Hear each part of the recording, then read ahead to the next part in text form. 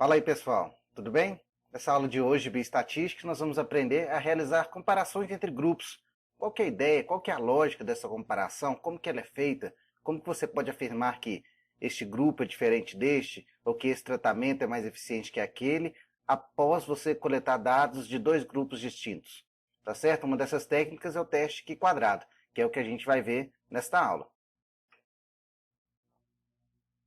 Bom, a primeira pergunta que se deve fazer é essa: como que eu posso fazer comparações diante de tantas variáveis?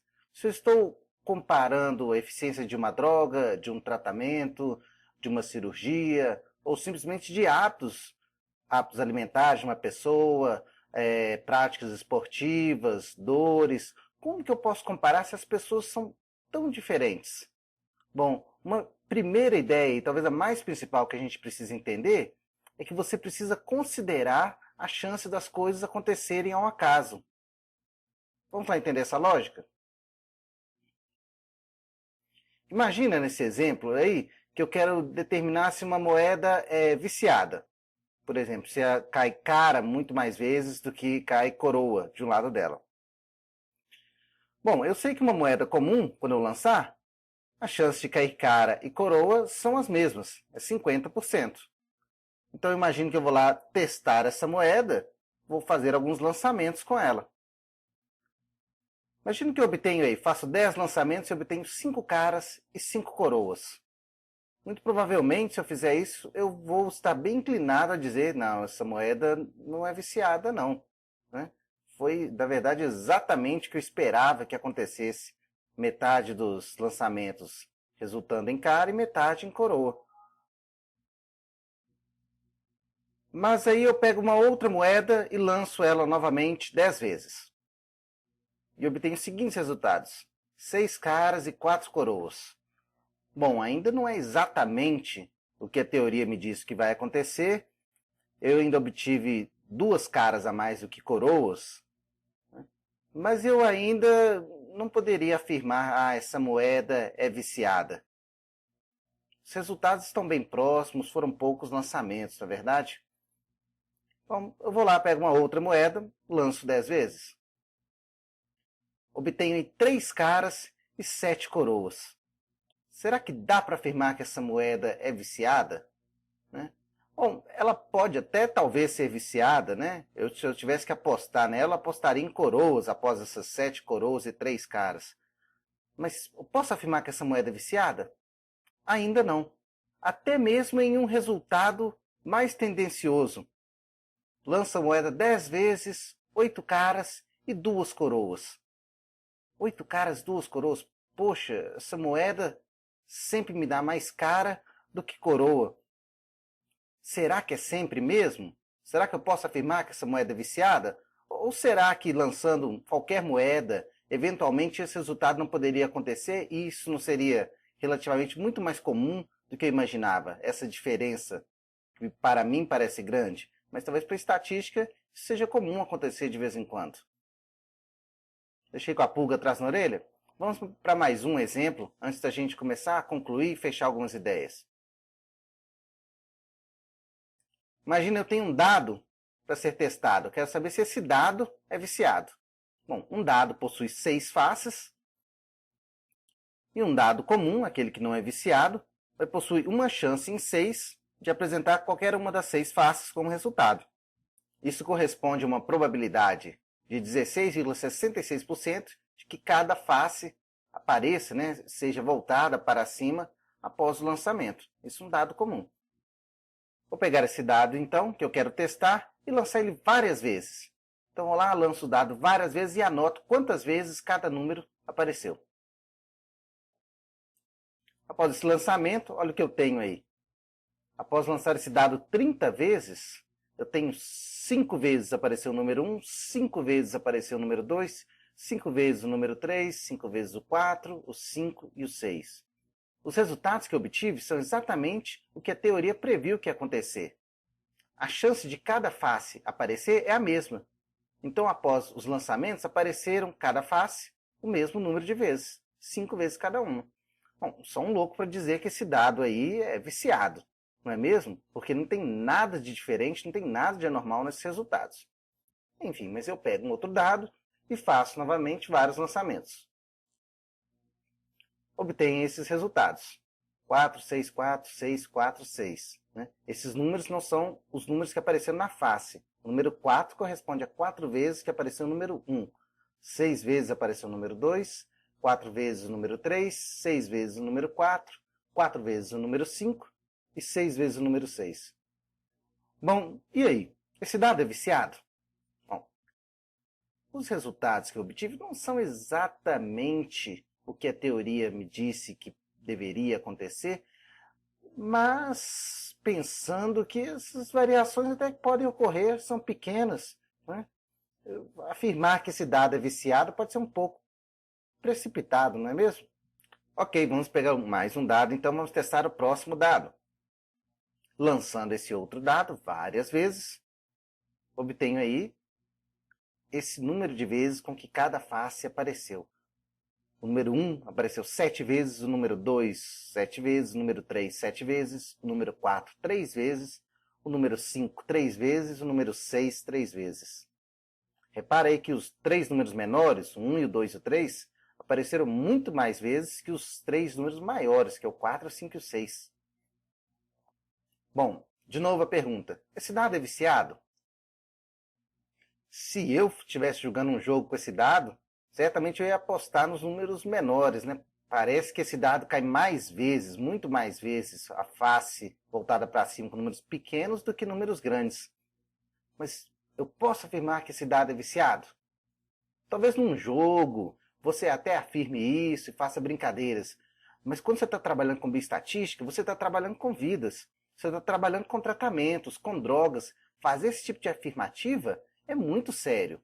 Você pode estar colocando pacientes em risco, fazendo com que eles acreditem que um medicamento é eficaz, que um tratamento é eficaz, quando na verdade ele não é. Isso é muito sério. Afirmar que esse dado é viciado é, no mínimo, muito precipitado. Porque, mais uma vez, estatisticamente, variações podem acontecer. Essas variações são muito comuns de acontecer.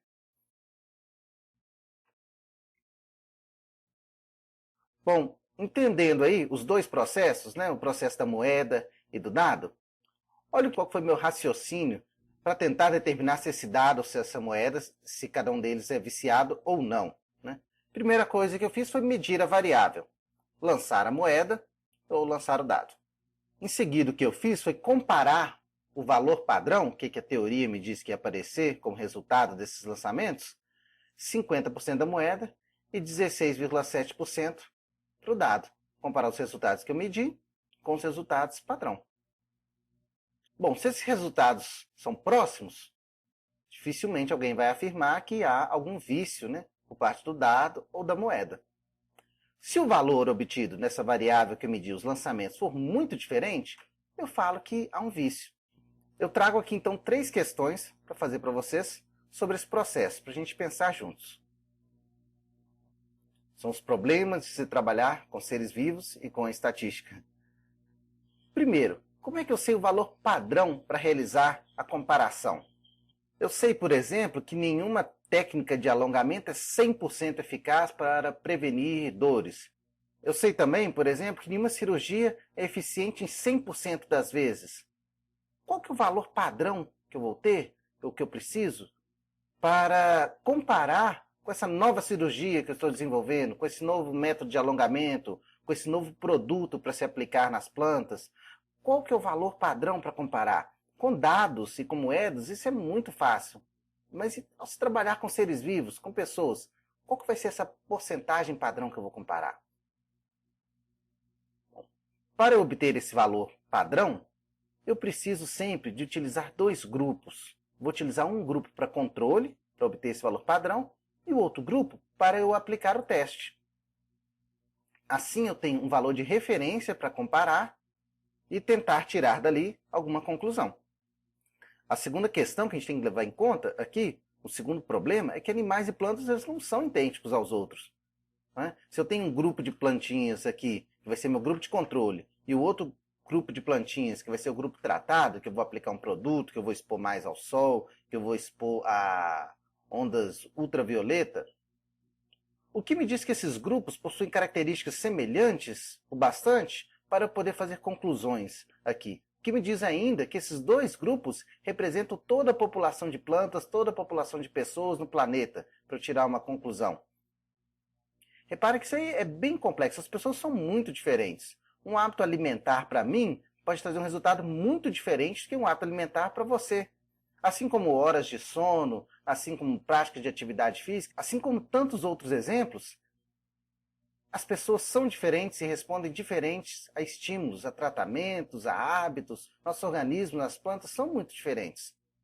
Isso torna qualquer comparação muito delicada. Por isso que a escolha desses grupos deve ser cuidadosamente feita. Muito cuidadosamente feita. Certo? Muitas vezes as pessoas pensam que eu preciso de grupos muito grandes.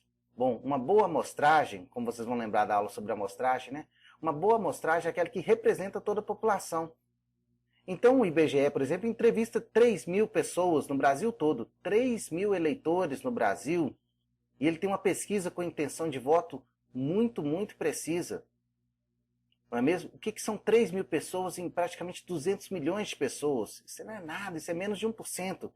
Mas você consegue, a partir desse grupinho, entender o grupão. A partir da amostra, entender a população. Então esses grupos têm que ser muito bem escolhidos. As características entre si, do grupo testado e do grupo de controle, e também a característica desses elementos, esses dois grupos, em relação à população. A terceira questão que está aí é: qual seria a diferença significativa para poder afirmar que os grupos são diferentes? E até que ponto o acaso não explica as diferenças? Como no lançamento das moedas lá, que eu obtive 8 caras e 2 coroas, isso é uma diferença significativa para eu afirmar que esses grupos são diferentes, que esses resultados são diferentes? Eu posso afirmar que essa moeda é viciada a partir de quando? Quando der 9 caras e 2 coroas? Quando der 10 caras e nenhuma coroa? Qual seria um resultado significativo? Ou 8 caras e 2 coroas, 9 caras e uma coroa, ou isso daí até que não é estatisticamente assim tão raro. Isso eventualmente acontece. A lógica que é aplicada é a seguinte. Primeiro eu penso, vamos imaginar que essa moeda não é viciada, que esse dado não é viciado. E este foi o resultado que eu obtive. Novamente vamos voltar, 8 caras e 2 coroas. Qual que é a probabilidade disso aqui ter acontecido ao acaso? Essa moeda não é viciada nada. Qual que é a chance disso aqui ter acontecido ao acaso? Se a chance disso ter acontecido ao acaso for menor do que 5%, então eu afirmo, bom, então esse aqui vai ser meu valor limite, 5% ou menor, eu afirmo que essa moeda é viciada. Esses aqui foram os resultados obtidos pelo lançamento dos dados. Poxa, qual a probabilidade disso aqui ter acontecido apenas ao acaso? Que esse dado nem é viciado nem nada. Isso daqui foi simplesmente uma variação ao acaso dos lançamentos. Qual que é a chance desse resultado ter acontecido somente pelo acaso, sem influência de nenhum fator do dado ser viciado, ser mais pesado de um lado que o outro? Se a probabilidade desse resultado ter acontecido somente ao acaso for menor do que 5%, eu afirmo que esse dado é viciado. Ok? O mesmo vale para métodos que você está comparando de alongamento, hábitos alimentares, cirurgias, drogas, qualquer comparação de grupos que você está fazendo. Você vai partir da mesma lógica. Ok? Vamos imaginar que esse tratamento aqui não faz efeito, vamos imaginar que essa droga realmente não faz efeito. Qual que é a chance desse resultado ter acontecido apenas ao acaso? Isso aqui ter sido apenas uma variação, de novo, apenas devido ao acaso. Se a probabilidade disso ter acontecido apenas devido ao acaso for menor do que 5%, eu afirmo, então, que essa droga realmente tem algum efeito, que esse medicamento tem algum efeito, que este fator realmente fez diferença para explicar esses resultados obtidos. Vamos resolver alguns exemplos aqui para que a gente compreenda isso cada vez melhor. Vamos imaginar que um pesquisador quer descobrir a eficiência de um certo tipo de alongamento para prevenir lesões em atletas corredores. Qual que é o procedimento que ele deve fazer aí? Primeiro, escolher 2 grupos de atletas. E como eu disse, né, buscar grupos de atletas que sejam semelhantes, exceto por uma variável que vai ser testada. Um grupo irá realizar esse tipo de alongamento e outro grupo não irá realizar esse tipo de alongamento. Então você vai buscar atletas que tenham a mesma faixa etária, a mesma intensidade de atividade, mesmo tipo de alimentação, dentre outros fatores aí, né? E vai separá-los em 2 grupos. O grupo de controle não deve realizar alongamentos, e o grupo de teste, esse aí que vai realizar os alongamentos antes da prática de atividade física. Vamos aí então, após a minha pesquisa, eu obtenho no grupo de controle tantos atletas com lesão, X atletas com lesão, Y atletas sem lesão. No grupo que eu testei, aquele que fez o alongamento, eu tenho W atletas com lesão e tantos outros atletas Z sem lesão. A pergunta-chave aqui que eu tenho que fazer, diante da diferença desses números, é: qual a probabilidade dessa diferença ter acontecido devido apenas ao acaso? Estou dizendo, mais uma vez, em outras palavras, né? Qual que é a probabilidade desse alongamento não ter feito diferença nenhuma nesses números? Que qualquer diferença que surgiu aí dos números é apenas ao acaso, uma variação mesmo, como acontece com moedas, como acontece com dados, e por que não isso não vai acontecer de forma ainda mais complexa com pessoas? Eu chamo de valor P exatamente essa probabilidade. A probabilidade dessa diferença entre os grupos ter acontecido devido apenas ao acaso. Então, o que o pesquisador vai fazer aí? Ele vai calcular a probabilidade, ele vai calcular esse valor P, e se este valor P for menor do que 5%, ele vai rejeitar qualquer ideia de que o alongamento não possui influência nesses números. Se o valor P for menor do que 5%, ele rejeita essa ideia de que o alongamento não é eficiente. Ele vai afirmar, vai concluir o final do trabalho dele: bom, o alongamento então se mostrou eficiente, pois a probabilidade disso ter acontecido apenas ao acaso é menor do que 5%. Então esse 5% aí, chamado de significância da pesquisa dele, significância dessa pesquisa, vai ser o nosso valor padrão para as pesquisas, para os exercícios, e é o valor mais utilizado no meio científico.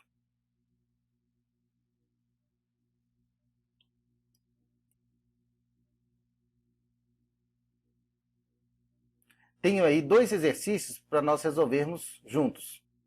Vamos pegar alguns dados. Vejam esse primeiro. Distribuição do consumo regular de peixe segundo o grupo que sofreu ou não infarto do miocárdio. O que essa tabela nos está apresentando? Está apresentando uma pesquisa onde procurou-se verificar a influência do consumo do peixe na incidência do infarto do miocárdio em pessoas. Vocês estão lembrados dessa forma de apresentar os dados, nesse tipo de tabela? Ela estava presente na nossa última aula. Eu tenho no grupo que consome peixes, 49 pessoas consomem peixes. Dessas 49, 44 não sofreram infarto do miocárdio e 5 sofreram infarto do miocárdio. Do grupo que não consome peixes, 423 pessoas, 390 não sofreram infarto do miocárdio, 33 sofreram infarto do miocárdio. Enfim, será que eu posso afirmar que tem alguma influência, não é? Será que essa diferença entre os resultados é significativa bastante para eu poder afirmar que o consumo regular de peixe tem relação com a ocorrência de infarto do miocárdio? Para responder isso, eu preciso determinar o valor P. O que vai me ajudar a encontrar essa probabilidade é o que nós chamamos de teste. O teste do Q quadrado, eu vou pegar os dados, os números que estão nessa tabela e jogar numa fórmula. E essa fórmula vai me ajudar a encontrar a probabilidade desses resultados terem acontecido somente ao acaso. Essa que está aí é a fórmula do Q quadrado. Q quadrado é representado por essa letra aí, x ao quadrado. Na verdade, a gente vai calcular o lado direito dessa equação. Todos os dados estão aí na tabela. O que você tem que fazer é substituir. O N maiúsculo, 472. O A é igual a 5, lá na tabela. O D, 390. o B 33, o C 44, e na parte de baixo dessa fração, 38, 434, 49 e 423.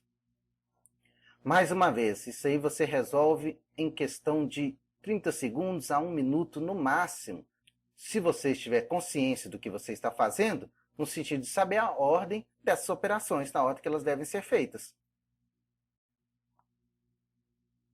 Okay? Aí está a equação, a mesma que estava no slide anterior, nós vamos resolvê-las. Né? O que eu faço primeiro aí?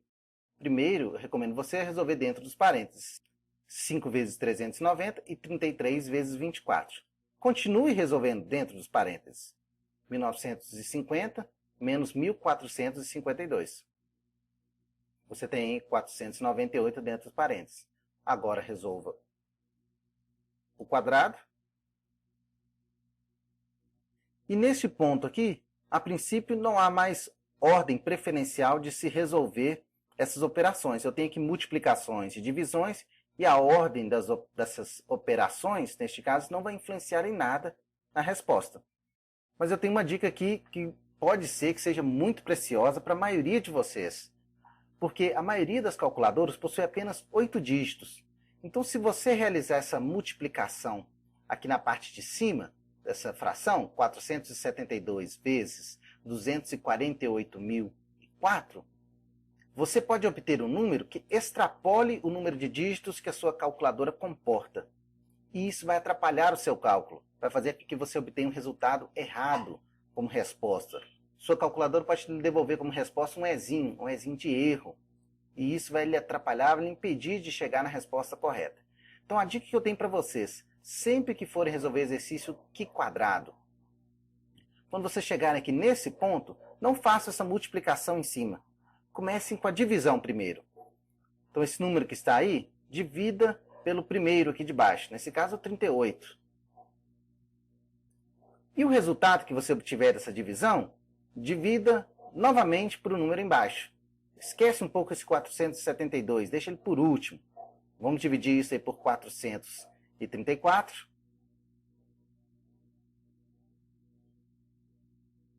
Agora, de novo, divida isso por 49. E, de novo, o resultado que aparece na tela, você não tem que apagar e digitar tudo de novo. Né? Divida isso por 423.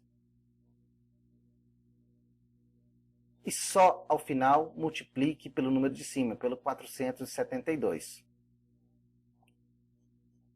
Está aí a resposta. Então, 0,342. Okay? Não precisa tirar raiz de nada para tirar esse quadrado daí. Esse é o valor do Qi quadrado. 0,342. Reparem aí que ao longo dos cálculos, eu utilizei sempre no máximo 8 casas. 8 dígitos para escrever os números. Isso é porque a maioria das calculadoras de vocês possuem 8 dígitos. Essas calculadoras mais simples, que são ótimas, não precisa comprar uma calculadora melhor do que essa para realizar os cálculos. Mas sempre que você estiver realizando cálculos, você trabalha com o máximo possível de casas decimais. Só se arredonda ao final. E o nosso padrão aqui, para essa disciplina, é que você utilize 3 casas decimais. Estão lembrados? Mas só ao final. Não arredonde os seus cálculos durante a resolução dessas equações. Bom, eu calculei então o valor do Qi quadrado, mas eu estou atrás, na verdade, mesmo do valor P. É a probabilidade daqueles resultados terem acontecido somente devido ao acaso, sem nenhuma influência do consumo de peixes. Como que eu obtenho esse valor P? Bom, de posse desse valor do Qi quadrado, você precisa recorrer à tabela de distribuição do Qi quadrado. É ela que vai te ajudar a interpretar esse resultado para que você obtenha o valor dessa probabilidade, que é o valor P. Essa daí é uma tabela do Qi quadrado. Na internet você encontra isso muito fácil. Na maioria dos livros de estatística você vai encontrar essa distribuição do Qi quadrado. Tem programas para se obter isso. Isso aí é muito fácil, não é nenhum segredo essa tabela do Qi quadrado, não. Para saber o valor P da minha pesquisa, o que eu tenho que fazer é procurar aquele número que eu calculei nessa tabela. Essa tabela está bem complexa, tem muitos números. Por onde que eu começo a procurar? Onde que eu tenho que fazer essa busca? Não. Eu tenho que buscar esse número que eu calculei na linha correspondente ao grau de liberdade. Grau de liberdade é um conceito que a gente pode aprofundar mais em uma outra aula, mas para essa aula nós vamos compreender simplesmente que grau de liberdade é o produto desses dois números aí, número de linhas da tabela, menos 1, vezes o número de colunas da tabela, menos 1. Mas não é da tabela como um todo, não. É da tabela, mas apenas do que realmente são dados coletados nessa pesquisa. Se você voltar naquela tabela para ver o que ele tem de dado realmente naquela pesquisa, você vai ver que dado realmente é apenas o centro daquela tabela. Aquelas 4 células que estão bem no centro da tabela. Quem sofreu, quem não sofreu infarto do miocárdio, no grupo de controle, no grupo testado. Eu tenho aí, então, número de linhas menos 1 vezes número de colunas menos 1. Tenho 2 menos 1 vezes 2 menos 1, que é igual a 1 vezes 1, que é igual a 1. Por isso que eu vou procurar nessa tabela o valor que eu calculei nessa primeira linha aí, que corresponde ao grau de liberdade igual a 1. Todos os nossos exercícios do Q quadrado, nós vamos procurar sempre nessa primeira linha. Todos os nossos exemplos, os exercícios podem cair nas provas, nas atividades, sempre serão de 1 grau de liberdade. Então já pode fazer uma marquinha aí nessa primeira linha da sua distribuição Q quadrado, que a gente sempre vai olhar nessa linha aí para procurar o número.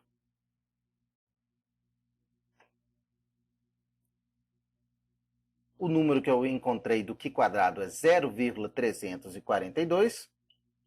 Então vamos procurar esse número aí na tabela. Na verdade não tem esse número exato. O número 0,342 está entre esses dois aí, 0,148 e 0,455. Seguindo aí um pouco para cima, você vai ver que eu tenho o número 0,70 e o 0,50. Daí eu concluo que o meu valor P está entre 50% e 70%. Por quê? Porque o número do Q quadrado que eu encontrei está entre essas duas colunas. Está entre a coluna do 50%, que é 0,50, e entre a coluna do 70%, que é 0,70. Então eu fiz o cálculo do Q quadrado para ele me ajudar a encontrar esse valor P, que é a probabilidade desse resultado ter acontecido apenas ao acaso, dessa diferença ter acontecido apenas ao acaso, sem nenhuma influência do consumo de peixes. E eu acabo de concluir que o valor P é algum valor entre 50% e 70%, de acordo com essa tabela. Significa que a chance desse resultado ter acontecido apenas devido ao acaso está entre 50% e 70%. Como que o pesquisador apresenta esse resultado dele aí? Como que você apresentaria esse resultado? Você escreve lá que realizou os cálculos, obteve um valor P entre 50% e 70%, que mais uma vez, eu vou falar, valor P é a probabilidade deste resultado ter acontecido apenas ao acaso, sem nenhuma influência do consumo de peixes. Vamos imaginar que esses dois grupos têm a mesma probabilidade de sofrer infarto do miocárdio. Qual que é a chance desse resultado ter acontecido apenas ao acaso? Essa chance está entre 50% e 70%. O meu valor de significância, aquele meu valor padrão, que eu vou dizer que algo é eficiente ou não, que algo faz efeito ou não, é de 5%. Repara que essa probabilidade do acaso é muito maior que a significância do teste. Diante disso, eu não posso afirmar de forma alguma que existe alguma relação entre consumo regular de peixes e a ocorrência do infarto do miocárdio. Porque a probabilidade desse resultado ter acontecido somente ao acaso é muito alta. Maior, muito maior do que 5%, que seria o valor padrão para eu dizer que há alguma influência. As possíveis diferenças de resultados se devem ao acaso. Pode até ser que o consumo de peixes tenha alguma influência na ocorrência do infarto do miocárdio. Mas essa pesquisa não me permite dizer isso. A gente tem que tomar um pouco de cuidado aqui com essas palavras. Eu não estou descartando qualquer tipo de relação entre essas duas coisas. Mas eu estou afirmando que com esses dados, esses resultados, esses números poderiam ter sido obtidos somente ao acaso. A chance é grande, então eu não posso afirmar que existe essa influência. Tome muito cuidado aqui com esse tipo de afirmativa. A gente vê muitas notícias aí sendo divulgadas em revistas geralmente não especializadas, que confundem essas coisas. A partir disso daí conclui, ingerir peixes não tem nenhuma influência na ocorrência de infarto miocárdio. Essa pesquisa não diz isso. Ela diz que a chance desse resultado ter acontecido ao acaso, ou qualquer diferença ter acontecido ao acaso, é muito alta. Então eu não posso afirmar que há relação entre o consumo de peixes e a ocorrência do infarto. Partindo cada vez mais para a parte prática, nos seus exercícios, no seu TCC e na prova, vocês devem estar se perguntando como que eu escrevo isso, como que isso vai vir, né? Bom, haverá lá na sua atividade, no seu exercício, duas questões. Primeira, para que você escreva as hipóteses de interesse desse estudo. E a segunda, para você determinar o valor P desse estudo e interpretar o seu significado ao nível de significância de 5%.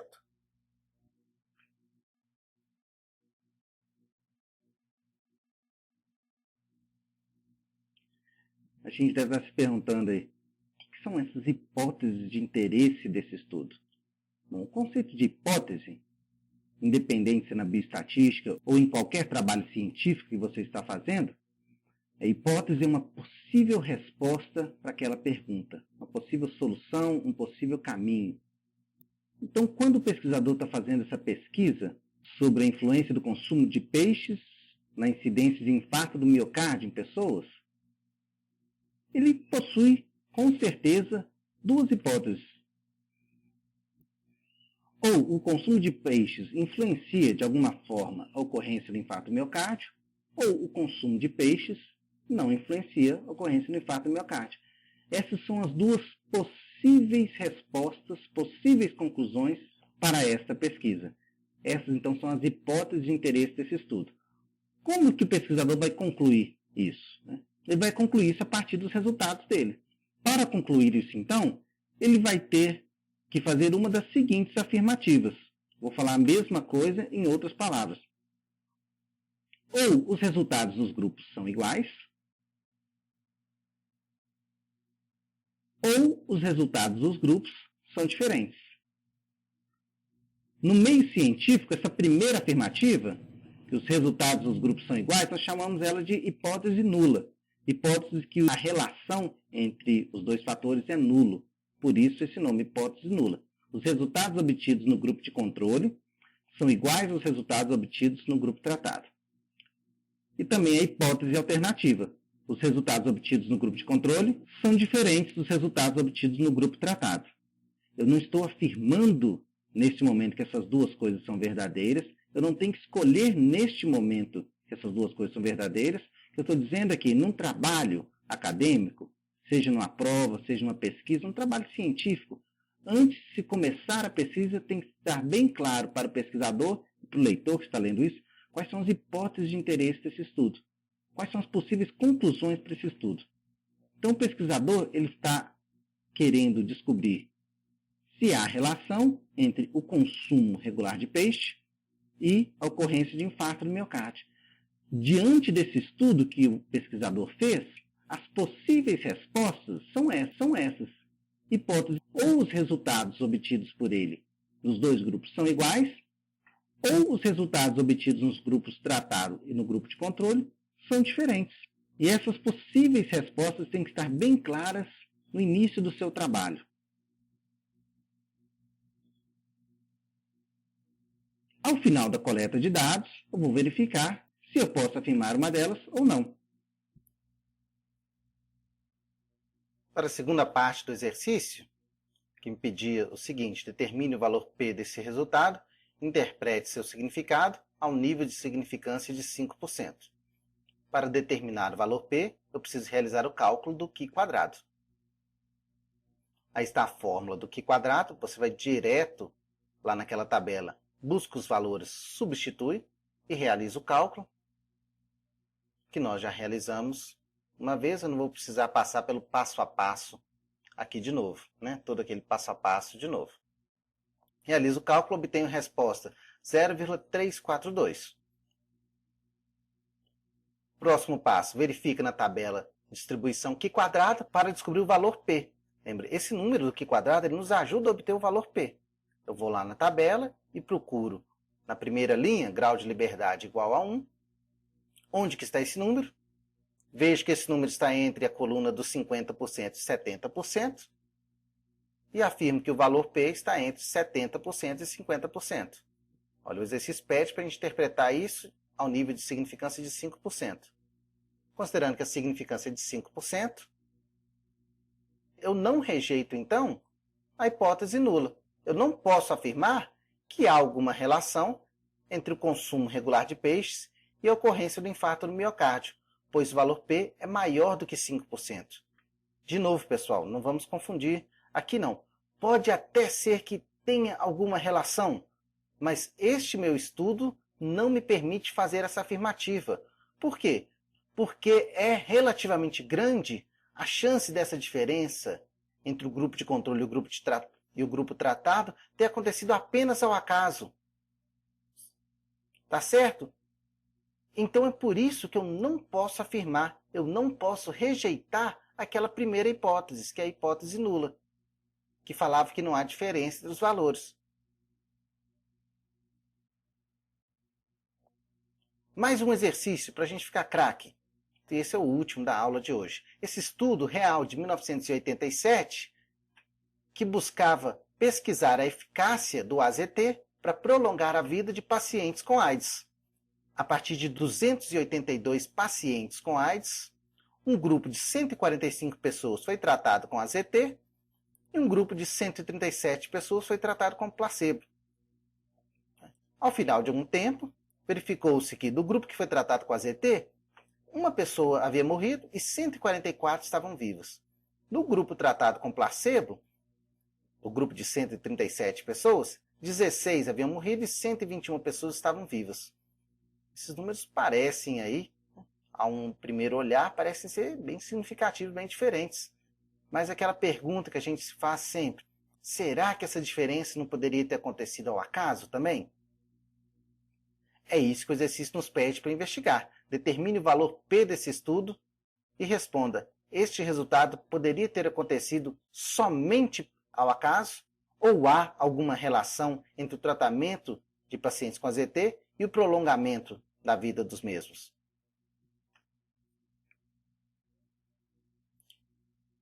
Primeira coisa, escreva as hipóteses de interesse desse estudo. Voltar lá, que são essas hipóteses de interesse, são os possíveis resultados dessa pesquisa. Eu vou ter todo um trabalho aqui de realizar um tanto de cálculo para concluir, ao final, o quê? O que esses cálculos vão me mostrar? O que essa pesquisa, o que essa coleta de dados vai me mostrar? Primeira hipótese minha, primeira possível resposta é que os resultados obtidos no grupo de controle são iguais aos resultados obtidos no grupo tratado. Eu não estou ainda afirmando que isso é verdade, isso é uma possível resposta para a minha pesquisa. Vou lá fazer essa pesquisa toda para verificar, primeiro, se esses resultados são iguais ou, chamado de hipótese alternativa, os resultados no grupo de controle são diferentes dos resultados obtidos no grupo tratado. Essas são as possíveis hipóteses. Agora eu vou fazer a segunda parte desse exercício para verificar se eu posso rejeitar a hipótese nula ou não. E logo afirmar que é verdadeira a hipótese alternativa. Está aí a fórmula do teste Q quadrado, que você tem que fazer direto na fórmula e substituir os valores a partir do que a tabela representa. Substituídos esses valores, vamos lá realizar os cálculos. Só vamos treinar esses cálculos aí, gente. Se vocês estiverem bons nisso, o mínimo de domínio da matemática, você não vai gastar mais do que 10 minutos para resolver um exercício completo. Estou falando só o cálculo, não.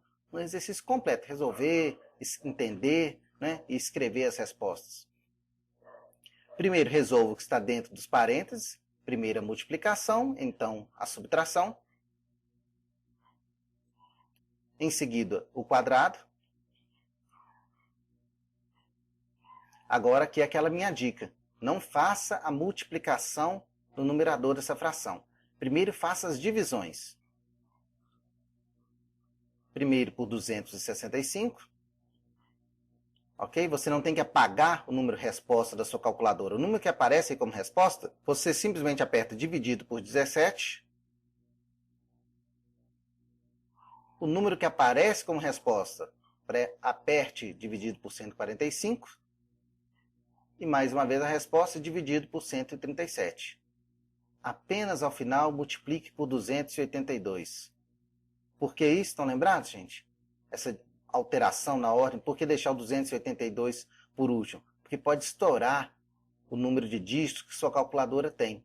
Se você estiver fazendo esses cálculos na calculadora do computador, por exemplo, essa não tem limites, né? Ou pelo menos o limite dela é muito grande, você não vai ter esse problema. Mas a maioria das calculadoras possui apenas 8 algarismos, 8 dígitos, então você pode ter esse problema. Então primeiro faça as divisões para só ao final multiplicar por 282. E não faça nenhum arredondamento até que você chegue ao final, arredondando para 3 casas decimais.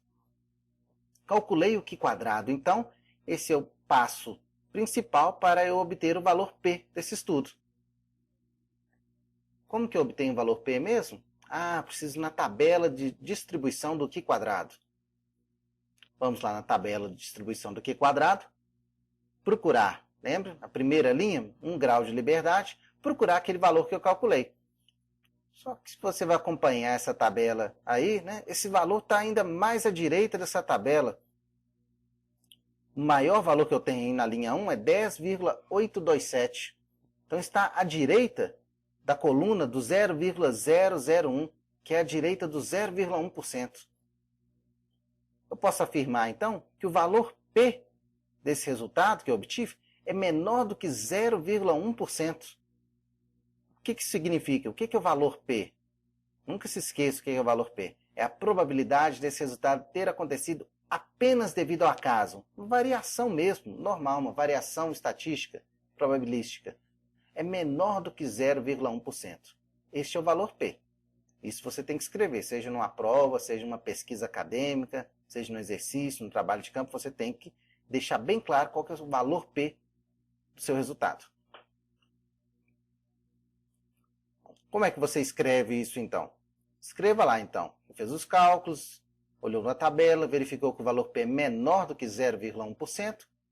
A significância solicitada é de 5%. Dessa forma, como a probabilidade desse resultado ter acontecido somente ao acaso, somente devido ao acaso, é menor do que 5%, 0,1%, eu posso rejeitar, então, a hipótese nula, aquela hipótese que falava que aqueles resultados são iguais. Hipótese que afirmava que o tratamento com AZT trazia os mesmos resultados que o tratamento com placebo. Eu posso rejeitar essa hipótese e aceitar a segunda hipótese, que é a alternativa, que realmente há alguma relação entre o tratamento com AZT e o prolongamento da vida dos portadores de HIV. Por que eu posso afirmar isso? Porque a probabilidade desse resultado ter acontecido somente devido ao acaso é muito pequena. É menor do que 0,1%. Menor do que aquele valor padrão que é estabelecido, que é de 5%. Isso que é realizar um teste do Qi quadrado. Nesses dois primeiros exercícios que nós resolvemos aqui, eu tinha ali 2 grupos, onde eu não estava medindo um número. Claro, ao final eu estava contando, eu estava trabalhando com números o tempo. Eu estava verificando apenas se a pessoa sofreu ou não sofreu infarto miocárdio, sim ou não. Se a pessoa morreu ou não após algum tempo com tratamento com AZT. Para esse tipo de exercício, onde eu estou medindo apenas sim ou não e após contando quantos sims e quantos nãos, deve ser realizado o teste do Qi quadrado. Foi o que a gente fez.